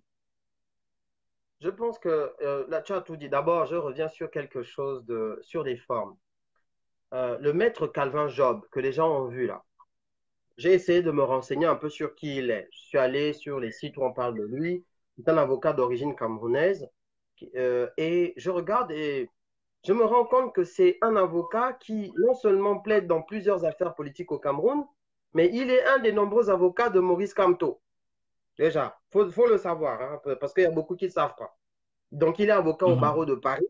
Donc, il représente l'intérêt de ses clients à Paris, mais il est d'origine camerounaise. Et ça m'a donné une indication sur le fait que ce n'est pas quand même n'importe qui au niveau de son métier. Ce n'est pas quand même n'importe qui. Bon, Bongo Mavungu avec H, parce qu'il y a plusieurs bongos maintenant. Je suis sûr qu'il y a même des bongolt. Je pense qu'il y a des bongolt, c'est-à-dire que G-A-U-L-T, parce que vraiment, l'affaire la Bongo BH, je ne vois pas qu'est-ce que ça apporte chez le Bantou d'avoir un H après le B. Est-ce qu'il faut dire Brongo ou bien Bongo? Je ne sais pas. Bref, Monsieur Bongo Mavungu, qui est venu donc vraiment se noyer en une plaidoirie. On dirait quand Maïla faisait les campagnes électorales du poupe. Votez poupe, votez poupe. Il gazait les gens, votez poupe, poupe, poupe, poupe, poupe. Tout le monde savait maintenant que Maïla, mais vraiment même au petit déjeuner, c'est voter poupe. Donc Mavungu, il arrive sur un plateau, c'est-à-dire qu'il faut lui injecter du Lexomil parce qu'il doit être calme, c'est compliqué. Donc, il faut déjà voir qu'il y a une différence de level. Je fermerai vite la parenthèse parce qu'il y a plusieurs avocats de la même nature qui tournent autour du couple Bongo. Je vais vous apporter une information.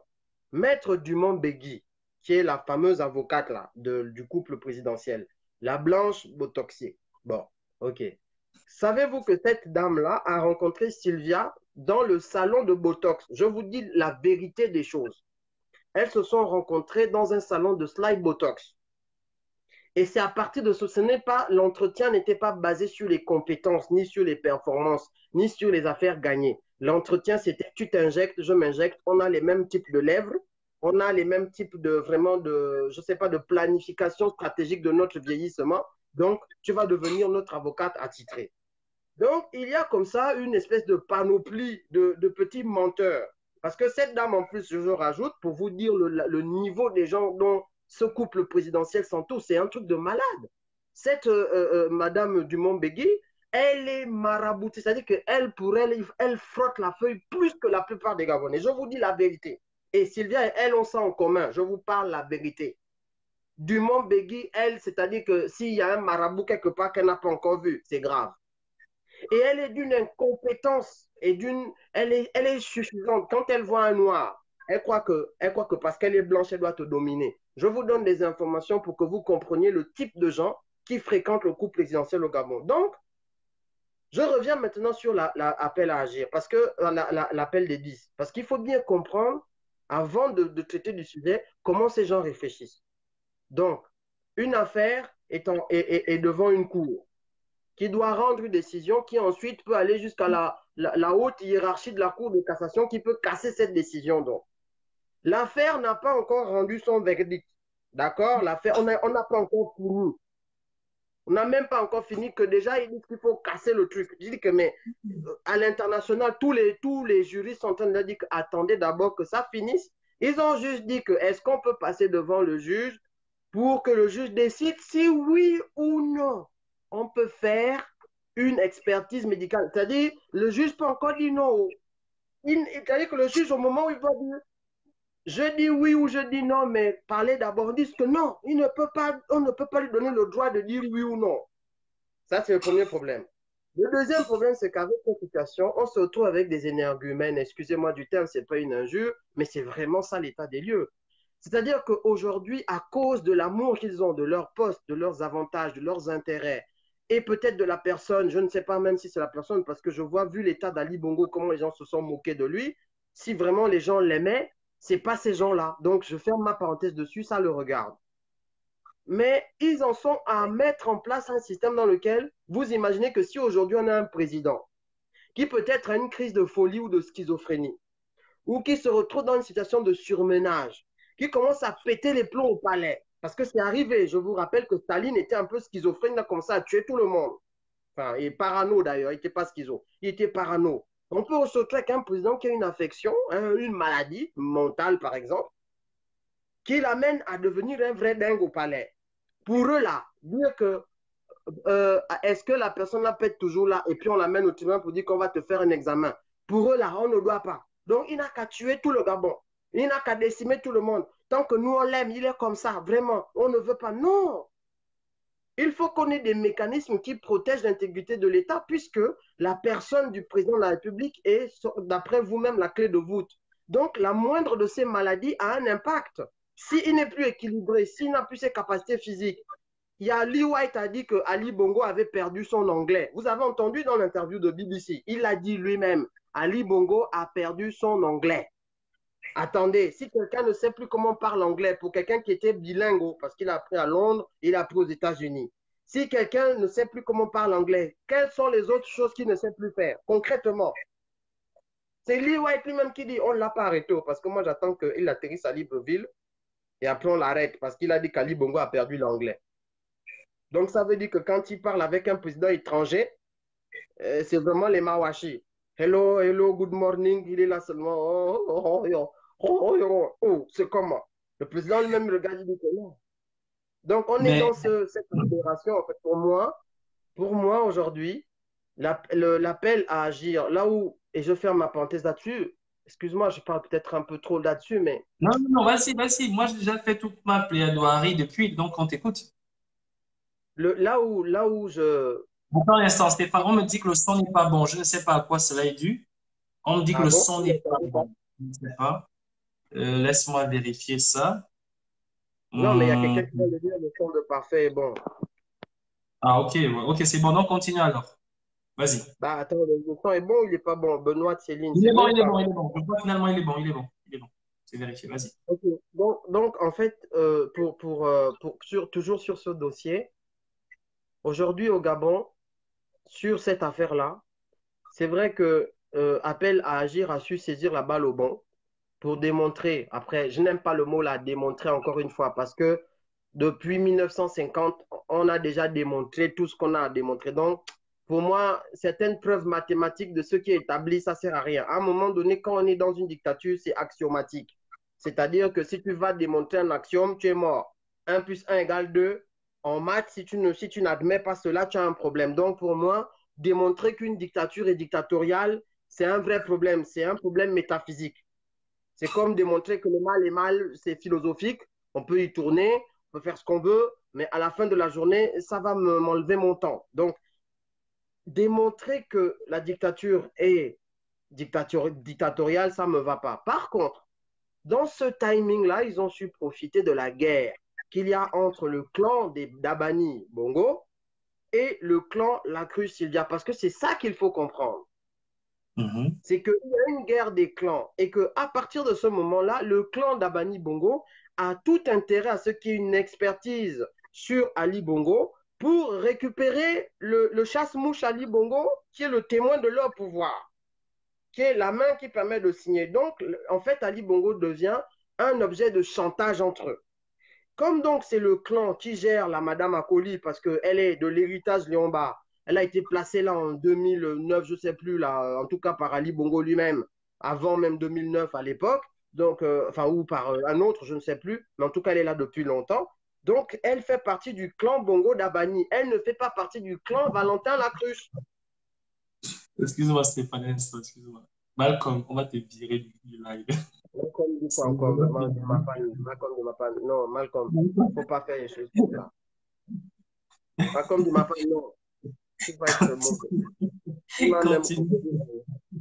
non, donc c'est ça. Moi, je pense que c'est le truc, c'est ils profitent donc de ce clash-là qui arrive dans ce moment où les deux clans sont quasi irréconciliables, où ils se font la guerre. Et à partir de ce moment, le clan Bongo a tout intérêt à ce qu'il y ait cette décision de justice pour voir si Ali Bongo est valide.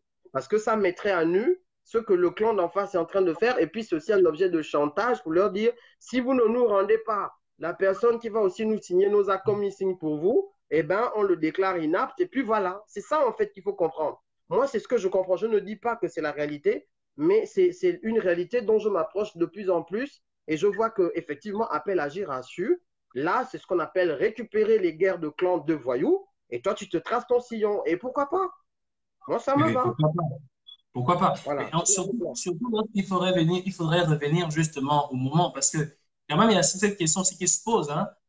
Nous savons déjà que les gens d'en face, eux, dans leur conception, n'ont absolument pas intérêt à perdre le pouvoir, parce que nous avons vu ce que ça devient, hein, lorsqu'on a perdu le pouvoir. Aujourd'hui, quand on voit un Idriss Ngabi et Assélé aller pointer devant le bureau d'Ali Bongo sous le soleil, ça veut vraiment dire que les fins du mois sont vraiment difficiles. Alors moi, je commence à me poser des questions. Qu'est-ce qu'ils vont devenir ces gens-là quand les choses auront vraiment changé? C'est une question qu'on peut toujours se poser. Mais que penses-tu de l'accueil de Farjon dans la Nyanga? Alors, il faut savoir une chose, c'est que Farjon s'est forgé, ouais, parce qu'il faut utiliser les deux mots, hein. Farjon s'est forgé. Farjon s'est forgé son audimat et son fanatisme sur la base du CFA. Ouais. Farjon, c'est l'affaire d'amour. Je ne sais pas pourquoi il se comporte comme ça. Il faudrait peut-être que des psychologues se penchent sur son cas. Peut-être qu'il n'a jamais reçu naturellement de l'amour de la part de parents imaginaires qu'il a eu ou pas, je ne sais pas. Et que du coup, à partir de ce moment, il a compris que, en tant que le Farjon qu'il voulait devenir, il fallait qu'il achète tout avec du CFA.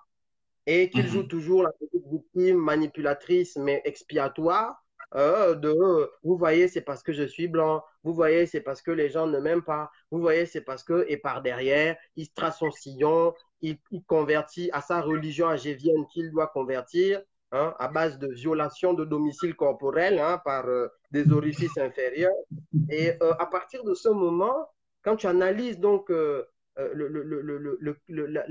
modus operandi, le mode opératoire de Farjon, tu sais que quand il va faire une campagne dans la Nyanga, il n'y va pas comme s'il se levait un matin et puis il y va.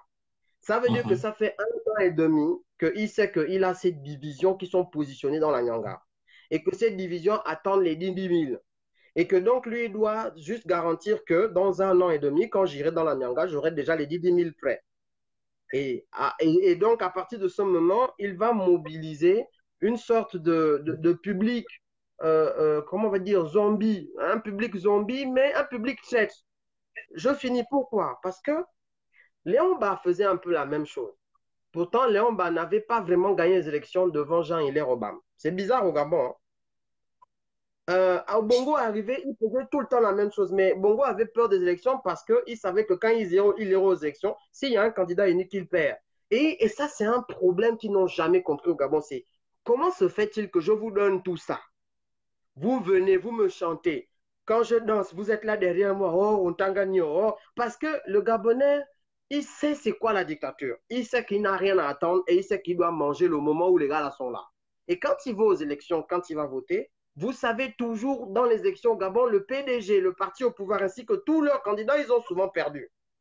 Et c'est pour ça qu'ils ont toujours tripatouillé pour gagner. Donc, en fait, tout ce que Farjon fait là, il se fait frapper. Mais il compte sur ça pour justifier demain que ah, j'ai inversé les résultats. Vous avez vu, les gens me suivaient, non. Donc, quand j'inverse les résultats, on ne me cherche pas. Je m'arrête là pour le moment. Oh, Ya Ali D'accord. est mal Ok, swag. bon. On dirait un gars de New York. En 2023, il va sortir du cimetière et mettre la pâté à Billy Binze qui sera le nouveau Moïse. Oh, Malcolm du Mapan. Non, il faut quand même appeler à agir. Occupez-vous du cas de Malcolm. S'il te plaît, non, non, non, non, non. Là, parfait. Il faut que Malcolm, non, non, Malcolm. Malcolm, reviens-nous. On va porter plainte pour l'expertise, Malcolm.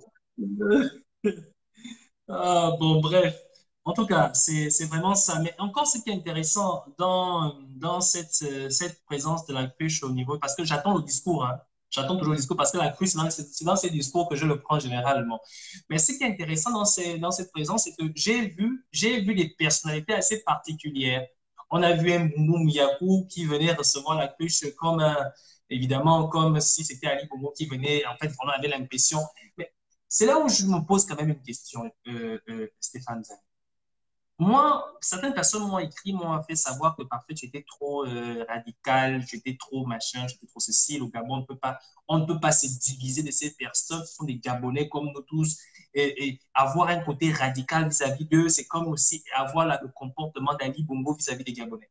Ce que je veux dire ici, c'est que lorsque Mbumbu Mouyakou, là, je ne parle pas en termes d'éthique, je ne parle pas en termes de moralité, mais je parle en termes de Gabonais. Je dis bien Gabonais, citoyen gabonais. C'est-à-dire qu'on ne dit pas que tu as été mangé, tu as été non. Quand un Boumou Mouyakou qui a travaillé avec Omar Bongo, Ali Bongo, aujourd'hui reçoit la cruche comme s'il était son collaborateur. Quand on sait aujourd'hui ce que c'est le Gabon, tu as fait là la dernière fois pour parler aux Gabonais de ce que la Nyanga regorge comme richesse et qui n'est même pas reparti entre la population, mais qui n'est encore moins entre la population gabonaise. Quand tu reçois une personne, tu fais une accolade avec la tête, tu le salues, tu lui rends les honneurs selon ce que tu estimes qu'il doit avoir. Une personne comme ça, Stéphane, on suppose aujourd'hui que le Gabon, les choses sont entrées dans l'ordre et que nous sommes rentrés au pays. Qu'est-ce qu'on fait visiblement de ces personnes? Comment est-ce qu'on doit les traiter? Comment est-ce qu'on doit cohabiter? Parce que c'est la question que moi je me pose. C'est-à-dire que visiblement devant les caméras, les photos, on te voit vendre le Gabon. Et quand les choses vont rentrer dans l'ordre, tu seras là, tu vas rouler de ta voiture dans les routes, sur les routes gabonaises, tu iras dans les centres commerciaux, tu vas nous saluer, bonjour, oui, c'est M. Mouyako, oui. Mais en fait, je crois que la trahison au Gabon est répétitive parce qu'il n'a jamais eu, on n'a jamais eu un comportement radical vis-à-vis des traîtres, vis-à-vis des personnes qui dilapident les ressources de notre État, vis-à-vis des menteurs et des voleurs de notre pays. Et quand je parle de ça, je ne parle pas que de Moumiyako, je parle même des gens dans l'opposition. Parce que quand tu as parlé aujourd'hui, la dernière fois, des minerais, mais ce qu'on a oublié, c'est que, et tu l'as certainement rappelé, c'est qu'aujourd'hui, être propriétaire d'une forêt n'est pas synonyme de couper du bois. C'est d'être propriétaire même du sous-sol de cette parcelle de terre. Qu'est-ce qu'on fait des personnes qui dilapident les ressources de notre pays aujourd'hui et comment est-ce qu'on doit les traiter après quand toutes ces choses vont entrer dans l'ordre? Selon toi, qu'est-ce que tu penses de cela?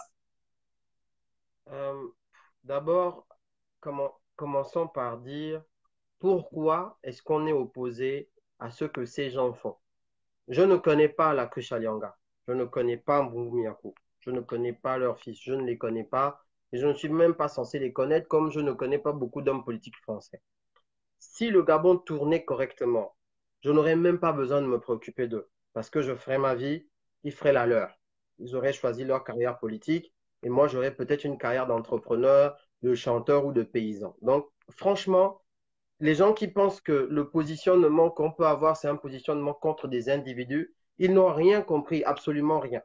Parce que la gestion de la chose publique n'est pas une gestion où on met l'individu, mais on met d'abord la communauté, la collectivité et les gouvernants.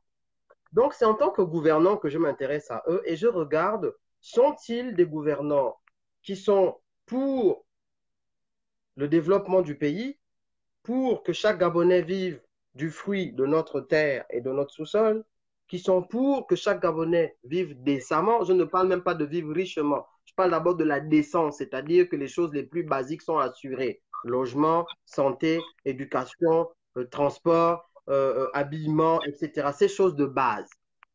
Et là, je regarde, j'analyse chacun d'entre eux. D'accord? Donc, Ali Bongo, on a vu que non. Parce que tu arrives, tu achètes des Bentley alors qu'il n'y a pas de route. Tu arrives, tu mets le budget, tu crées des agences qui sont budgétivores. Même le FMI te signale que. Et on a vu que le budget de la présidence avait explosé de 1000%. Maïs Mouissi l'a dit. Ça veut dire, écoutez, regardez les ordres de grandeur. On a trouvé un pays qui avait le plus de richesses possible durant la période d'Ali Bongo, qui a eu le plus d'argent possible quasiment de toute notre histoire, mais que cet argent s'est évaporé sans qu'il n'y ait rien. Donc, l'Ali Bongo, c'est fait, c'est géré. Maintenant, aujourd'hui, on nous parle de Fargeon. Ben, je regarde. Je commence par regarder. Je ne vais pas faire ce qu'on appelle le délit de sale gueule. J'ai commencé par regarder. Mais tu regardes, je me rends compte que, ah, mais en fait, Fargeon est fondé de pouvoir à la présidence depuis. D'accord? Donc, il se pavane comme étant la main droite, et bien nommée même la main droite d'Ali Bongo. Bon, que fait Fargeon? Fargeon construit un réseau qu'on appelle la GEV, où il dit que la réussite au Gabon doit passer que par son réseau. Ça, déjà, ce n'est pas l'attitude d'un gouvernant. Parce que tu vas créer un réseau de ce qu'on appelle ici en France une cour. C'est-à-dire, c'est des gens qui vont te courir après, qui vont te lécher les bottes pour des avantages personnels. On ne gère pas la nation pour le personnel. On gère la nation pour le tous. Parce que tous, que nous soyons parents ou pas d'un gouvernant, nous devons pouvoir profiter de la nation. Sinon, à quoi nous sert-il de partager ensemble cette nation? Donc déjà, je regarde ça. Ensuite, tu continues d'enquêter, tu te rends compte que le mec, il fait des frappes, mais de haut vol. Parce que quand il dit à son entourage proche qu'il a accumulé 1500 milliards de francs CFA pour sa campagne, 1500 milliards, lui-même ça sort de sa bouche. Et il sait de quoi je parle puisqu'il va suivre ce live. Quand toi-même tu dis ça à tes proches, sachant que le budget du Gabon c'est 4000 milliards, tu es en train de me dire que tu as plus d'un quart du budget du Gabon que tu as dans ta poche. Tu as eu l'argent là comment, à Fargeon? Est-ce que tu es dans le livre Forbes des gens qui sont le plus investis en Afrique? On connaît Dangote au Nigeria. On connaît des richissimes hommes d'affaires au Cameroun, au Burkina. Quelles sont les entreprises? On connaît Bolloré, même si c'est un voyou. Quelles sont les entreprises fargoniennes? Fargoniennes. Même Delta Synergie, tu n'étais pas dedans. Tu as eu l'argent là comment? Forcément, c'est que pendant que tu donnes les 10 000 dans la Nyanga, pendant que tu donnes les 10 000 dans le G2, toi, tu profites pour stocker des stocks et des stocks et des stocks de ressources. Et quand tu regardes maintenant la partie officielle de comment le Gabon est géré, et que tu vois que les minerais, ça se gère de proche en proche, d'ami en ami, ça veut dire que des Ellie White, ils bouffent avec d'autres. La cruche, ils bouffent avec d'autres. Les dossiers Veolia se règlent sous le chapeau. On organise des cannes en bradant les impôts d'un pays, excusez-moi, mais ça nous permet quand même de ravitailler le service public. Ça veut dire que s'il n'y a plus de médiation d'une canne, et tout ça, Fargeon est dedans. Tout ça, Fargeon est dedans. Parce que lui-même, il se targue d'être le deuxième ou le premier, je ne sais pas quoi, collaborateur de celui qui signe tout au Gabon. Mais comment vous ne voulez pas qu'il soit comptable aujourd'hui, non seulement de la malgouvernance qu'on a, des frappes, du vol, du détournement, du clientélisme, de la pédérastie institutionnelle, parce que être pédé, tu fais ce que tu veux dans ta vie. Mais quand tu institutionnalises la pédérastie, c'est-à-dire que tu dis aux gens, il n'y a que si tu es pédé que tu peux réussir au Gabon, il y a un problème, je suis désolé. Comment voulez-vous que quelqu'un de sain d'esprit aille chanter les louanges de ce genre de personnes? Ça veut dire que moi, si ça me loupe, si la gève me loupe, peut-être, je ne sais pas, mes cousins, comment on les a bien eus là-bas, comment ils sont hémorroïdiques, hein, complètement, vraiment envahis d'hémorroïdes. Parce que les pauvres, moi, ils n'ont pas eu la même chance que moi, j'ai été loupé, mais eux, on les a bien eus. Mais je ne peux pas accepter ça. Je suis désolé. Et ça, vous pouvez me parler en Bapounou, en Échira, ce que tu veux, voilà. Donc, maintenant, qu'est-ce qu'il faut en faire? Moi, je ne mélange pas les choses. Tu as le délit, tu as le crime, et puis tu as la morale. D'accord? Donc, tu as le délit, le crime et la morale. Quelqu'un, par exemple, qui vend les médicaments à des gens qui sont pauvres, il a une morale douteuse. Parce que quand on est pauvre, on ne peut pas acheter des médicaments. Il faut que tu trouves un moyen et qu'il les vend super cher. Ça, c'est la morale. Ce n'est pas répréhensible par la loi. Parce que ceux qui condamnent un individu dans la société, il y a la morale qui est un jugement subjectif. Et puis, tu as la loi qui est un jugement sur la base de faits et de textes et de règlements. Donc, il y a déjà des gens qui moralement sont répréhensibles au Gabon. Mais on ne va pas les prendre et les tuer ou les brûler parce que moralement, je ne suis pas d'accord avec lui. Parce que la morale, si ce n'était que ça qui gouvernait un pays, on se tuerait tous. Donc, on va regarder aussi le légal. Et dans le légal, tu as le délit et le crime. Est-ce que tu as des gens qui ont commis des délits? Parce qu'un délit, c'est par exemple, tu allais voler par effraction chez un voisin. Donc, est-ce que Moumou Miyakou, par exemple, est allé voler par effraction chez Parfait Eyi durant toute sa mandature? À voir. Ça, on peut dire, bon, les délits, on passe.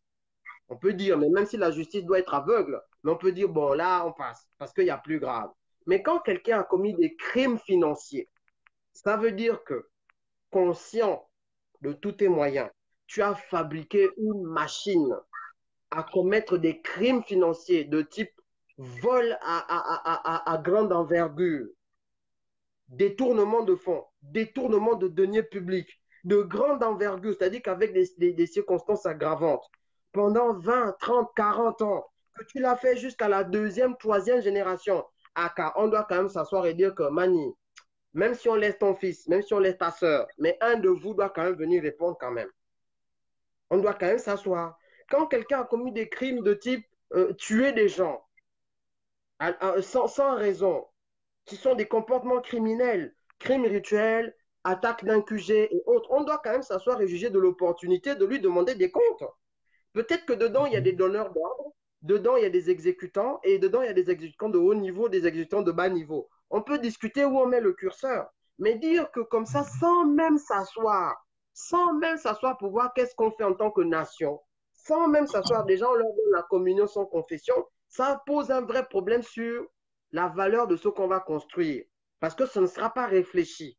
Ce sera avec la peur qu'on aura décidé de ne pas affronter les actes que nous avons accomplis ou que certains d'entre nous ont accomplis.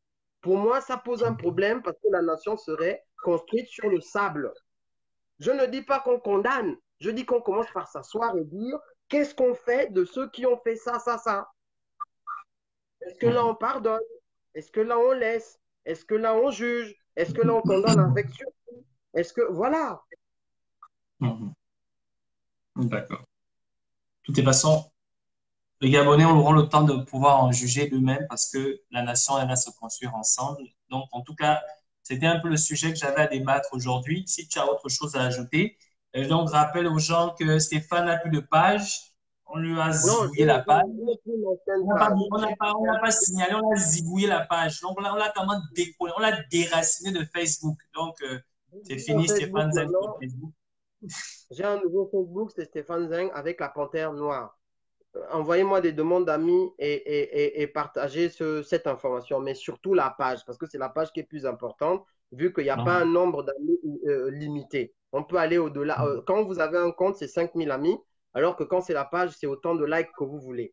Donc, c'est mieux d'avoir une page que de s'abonner sur mon compte. Mais il y a les deux. Donc, la page, c'est une panthère bordeaux avec une étoile blanche et c'est marqué la page. Et le nom de la page, c'est Stéphane Zeng-la page. Donc, ça, c'est les deux infos. S'il vous plaît, partagez cette information, envoyez ce lien à qui vous voulez, recommandez-le à vos amis, la page ainsi que le compte, mais plus la page que le compte. Et c'est sur la page que je ferai les lives. De toute façon, désormais, et je finis là-dessus, mes lives dureront moins de 20 minutes. Et c'est un engagement que je prends. Désormais, mes lives dureront moins de 20 minutes. Quel que soit le live, il durera moins de 20 minutes. Voilà, ça, c'est ce que je vous dis. Et en tout cas, on est ensemble. Merci à Parfait de m'avoir donné la parole. Et puis, je vous souhaite bonne soirée à tous. Merci à toi de nous avoir apporté des éclaircissements et on est ensemble. On est ensemble toujours, on est ensemble. OK. Allez, ciao. Donc, voilà, nous avons eu Stéphane avec nous et puis nous allons terminer aussi là. Hein, donc, on va se séparer. Donc, merci d'avoir été si nombreux, mais surtout de grâce avant de partir. Ceux qui n'ont pas eu le temps de partager, il n'a plus de page. Donc, il vous a donné ces informations tout à l'heure. Donc, le nouveau Stéphane Zeng, c'est la panthère avec la panthère noire, le logo panthère noire. Et il y a aussi la page, donc Stéphane Zeng-la page. Partagez l'information, partagez le lien, partagez le live, envoyez-le en inbox, sur les groupes WhatsApp et sur les groupes Facebook, comme vous pouvez le faire, comme vous le faites souvent. Donc, encore merci d'avoir été si nombreux connectés. On continue à suivre l'actualité du pays, mais surtout, on continue à rester éveillé parce que nous sommes en train de vivre des moments assez particuliers dans notre pays. Ça se passe en douce, mais il s'agit ici de l'avenir du Gabon. Donc, j'inviterai vraiment tous les Gabonais à rester mobilisés, mais surtout à rester très, très, très, très, très éveillés sur les événements qui se produisent actuellement au Gabon. Je demande de passer une excellente soirée et on se sépare en musique. On se dit ciao. Voilà.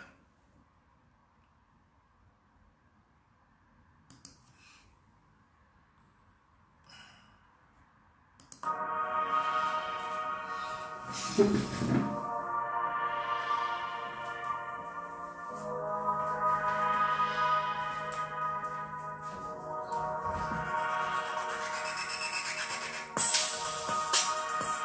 aucune nouvelle de mon premier fils. On me dit qu'il savait qu'il n'avait pas la milice. Seigneur, je remets entre tes mains le sort de toutes ces injustices. L'indifférence des hommes est complice. J'avais juré que rien ne te nuise. Malgré la maladie qui m'épuise, j'ai laissé mon numéro pour qu'on m'avise. Il n'est pas ici, c'est ce qu'ils me disent.